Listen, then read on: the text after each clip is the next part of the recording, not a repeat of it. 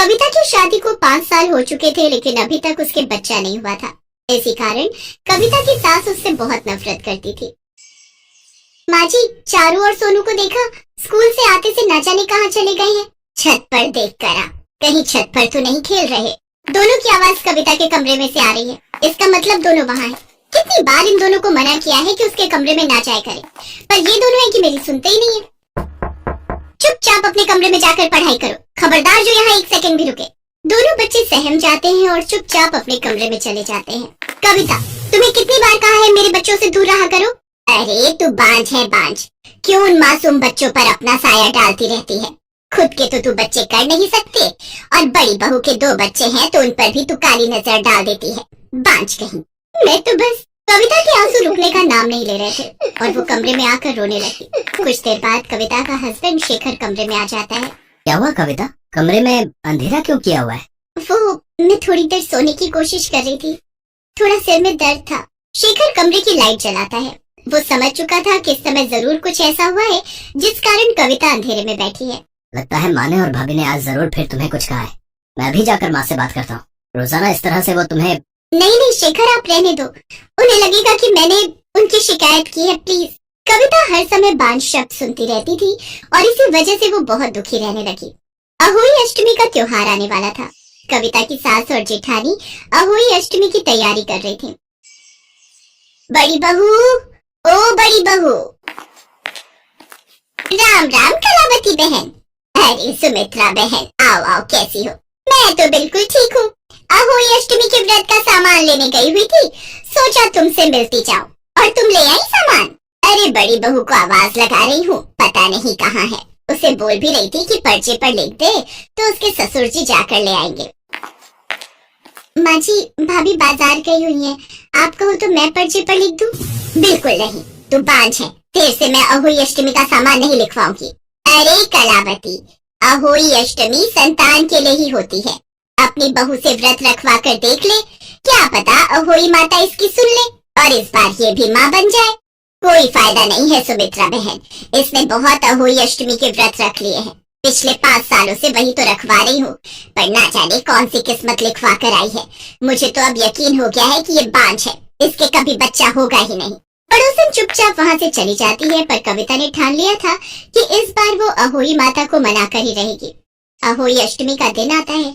कविता की सास और बड़ी जेठानी अहोई अष्टमी का व्रत रखती हैं। कविता ने भी अहोई अष्टमी का व्रत रखा। जितने मर्जी व्रत रख ले कविता, जो काम पिछले 5 सालों में सफल नहीं हुआ वो अब ये व्रत रखने से कैसे होगा? मुझे तो नहीं लगता कि इस बार भी अहोई माता तेरी प्रार्थना सुनने वाली है। बहू चलो, पूजा का समय हो रहा है, रसोई में प्रसाद बनाने की तैयारी कर लेते हैं। कविता बहू, मैं जानता हूँ तुम्हारी सास और वर्षा बहू तुम्हें बहुत ताने सुनाती हैं, पर तुम उनकी बातों पर ध्यान मत दो। बहू, तुम पूरे मन से अहोई माता की पूजा करो, देखना वो तुम्हारी प्रार्थना जरूर सुनेंगी और मेरा आशीर्वाद भी तुम्हारे साथ है। थैंक यू पापा जी। कविता अहोई माता के आगे रोने लगती है और उनसे प्रार्थना करती है। हे अहोई माता, कहते हैं आप संतान की रक्षा करती हैं, निसंतान को संतान देती है, पर आज तक आपने मेरी प्रार्थना नहीं सुनी। बांझ शब्द सुनते सुनते मैं तंग आ गई हूँ। हे मैया, मेरी प्रार्थना सुनो, मेरी झोली में संतान सुख दे दो माँ। कविता अपने कमरे में बैठी थी और उसकी सास और जेठानी रसोई में व्रत का खाना बना रही थी। साथ ही साथ कविता की सास उसके बारे में बातें भी करती जा रही थी, जिसकी बात से कविता बेखबर थी। पता नहीं, हमने भी बच्चा पैदा किया बहू, तुमने भी किया। एक यही है कि ना जाने ये बांझ हमारे घर में कहाँ से आ गई, जिस पर अहोई माता भी कृपा नहीं कर पा रही है। पता नहीं कौन से मन से अहोई अष्टमी का व्रत रखती है। माँ जी, मुझे तो लगता है इसका ये व्रत भी झूठा है। क्या पता चोरी चुपके अंदर बैठकर कुछ खा ही लेती होगी और हमारे सामने ये व्रत रखने का नाटक कर रही है। चारू, सोनू, ये क्या शोर मचा रखा है? पता है ना घर में पूजा है, चुपचाप बैठो, वहाँ आंगन में सारा पूजा का सामान रखा है। चारू और सोनू आंगन में खेल रहे थे। अचानक सोनू खेलते खेलते गिर जाता है। तभी कविता उसे उठाने के लिए दौड़ती है। सोनू बेटा, ध्यान से, तुम्हें लगी तो नहीं? तूने फिर मेरे बच्चे को हाथ लगाया, वो भी आज के दिन। आज अहोई अष्टमी है, आज के दिन अपना काला साया मेरे बच्चों से दूर रख, हट जा पीछे। अरे तू पाखंड क्यों करती है? एक तो अहोई अष्टमी का झूठा व्रत रखती है, ऊपर से तुझे कितनी बार मना किया है कि बहू के बच्चों को हाथ मत लगाया कर। एक तू है कि जब देखो उसके बच्चों के पीछे पड़ी रहती है।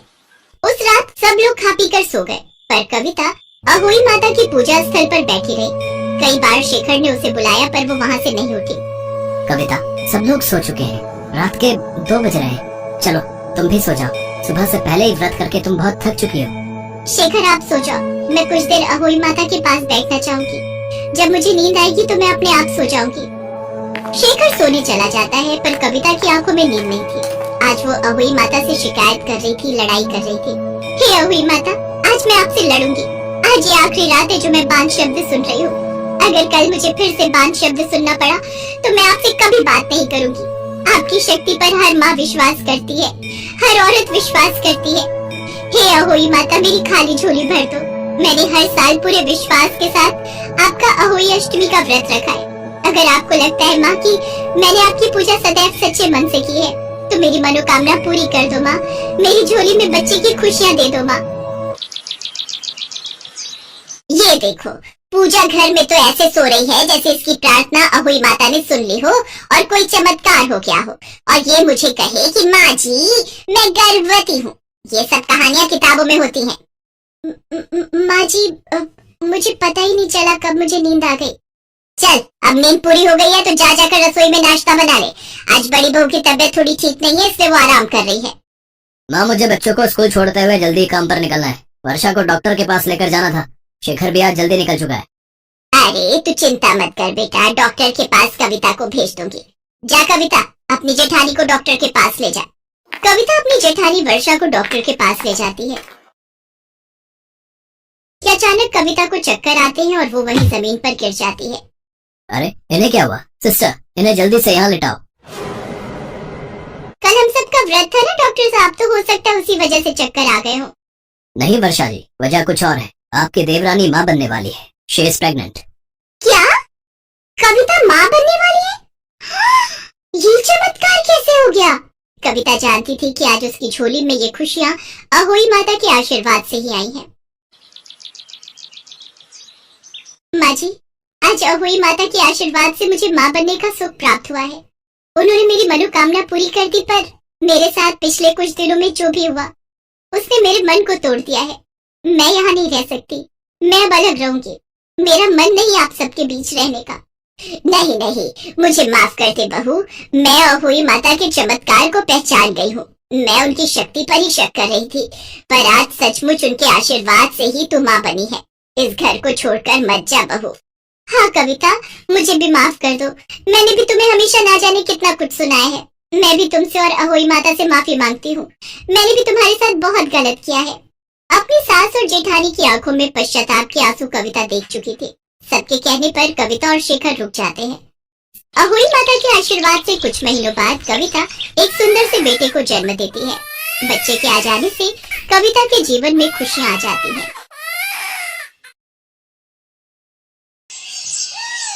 सुजाता टोकरा सिर पर रखकर फुटपाथ पर खिलौने बेचा करती थी और उसका पति महेश ईंट ढोने का काम करता था। दोनों पति पत्नी मेहनत करके गुजारा कर रहे थे। खिलौने ले लो भैया, गुड़िया, गुड्डा, ये झुनझुना गेम बल्ला। नहीं लेना बहन, आगे जाओ। क्या करूं, आज तो एक भी खिलौना नहीं बिका। दिवाली के दिनों में भी कोई कमाई नहीं हो रही। सब लोग दुकानों से ही खिलौने खरीदते हैं। दीपू, तेरे बापू अभी तक नहीं आए। चल हम घर चलते हैं, तब तक तेरे बापू भी आ जाएंगे।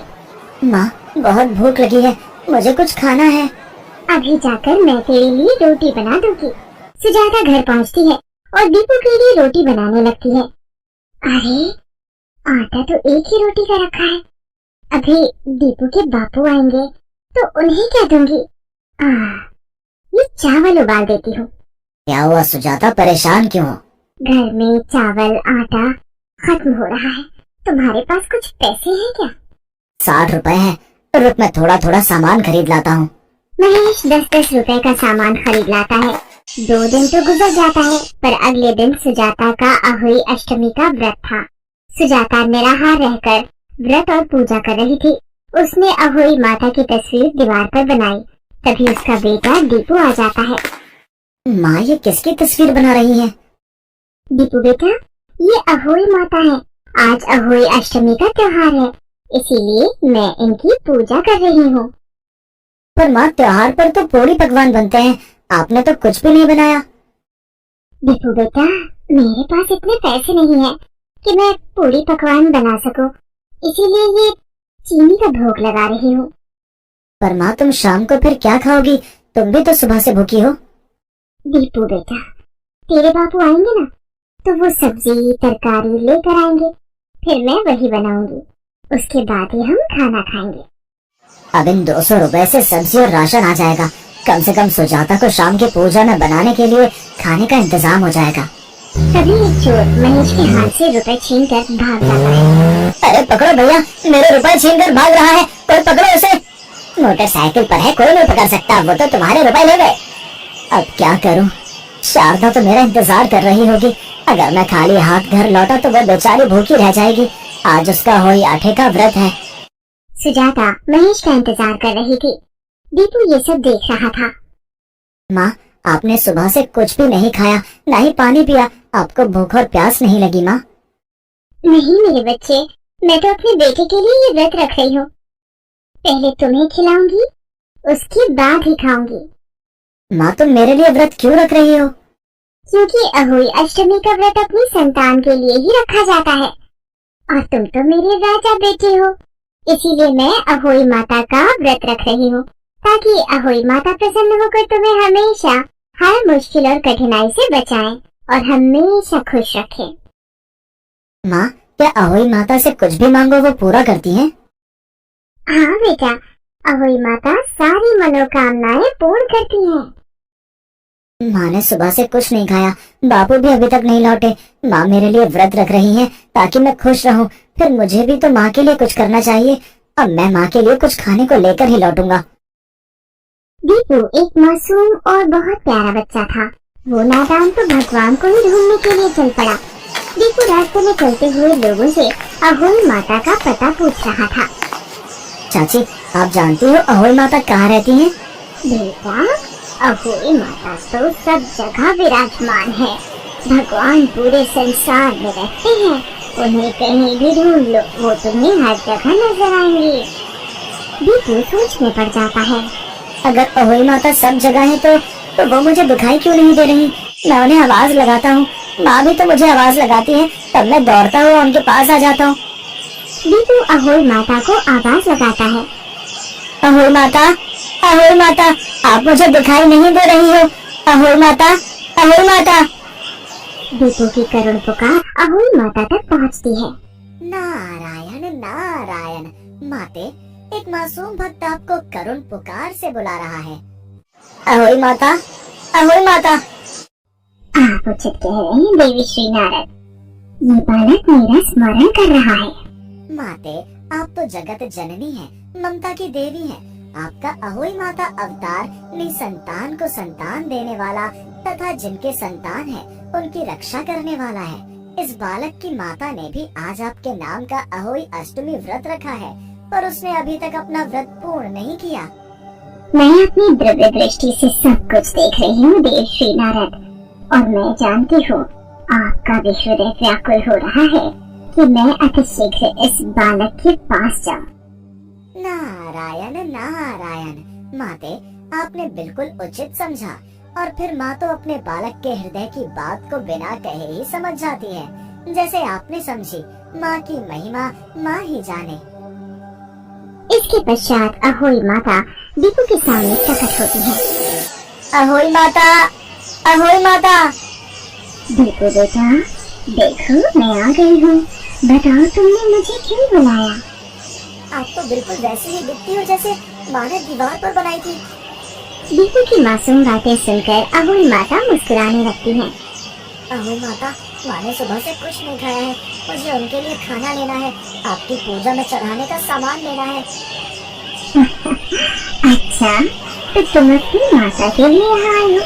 ये देखकर मैं बहुत प्रसन्न हूँ। जो बच्चे अपने माता पिता का आदर करते हैं वो मुझे अति प्रिय है। अहोई माता के आशीर्वाद से दीपू के हाथ में एक कलश आ जाता है। दीपू, अब तुम्हारी माता को कभी भूखा नहीं रहना पड़ेगा। मेरा आशीर्वाद सदैव तुम्हारे साथ है। इतना कहते ही अहोई माता अंतर ध्यान हो जाती है।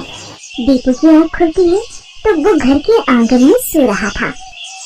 अरे मैं तो अहोई माता से मिलने गया था, मैं घर के बाहर कैसे सोया हुआ हूँ? ये कलश तो मुझे अहोई माता ने दिया था। माँ माँ, ये देखो अहोई माता ने मुझे क्या दिया। अहोई माता? वो तुझे कहाँ दिखी? पता नहीं, मैं तो अहोई माता से आपके लिए खाने का सामान लेने गया था। मैंने उन्हें आवाज लगाई तो वो मेरे सामने आई और मुझे ये कलश दिया, और उसके बाद मैं बाहर सोया हुआ था। ऐसा कैसे हो सकता है? सुजाता, अहोई माता सचमुच हमारे दीपू को दिखाई दी, उन्होंने इसे दर्शन दिए। सुजाता कलश का ढक्कन हटाकर देखती है, उसमें सोने के सिक्के भरे हुए थे। क्या सचमुच अब हमारे दुख दूर हो जाएंगे? हाँ मेरे बच्चे, माँ अहोई के आशीर्वाद से हमारे सारे दुख दूर हो गए। हे मैया, आपकी जय हो। जय अहोई माता, जय अहोई माता। सुजाता महेश और दीपू के साथ मिलकर अहोई अष्टमी की पूजा और आरती करके अहोई माता को प्रसाद भोग लगाकर अपना व्रत पूर्ण करती है। उस दिन से अहोई माता के आशीर्वाद से सुजाता के परिवार में खुशियां आ जाती हैं।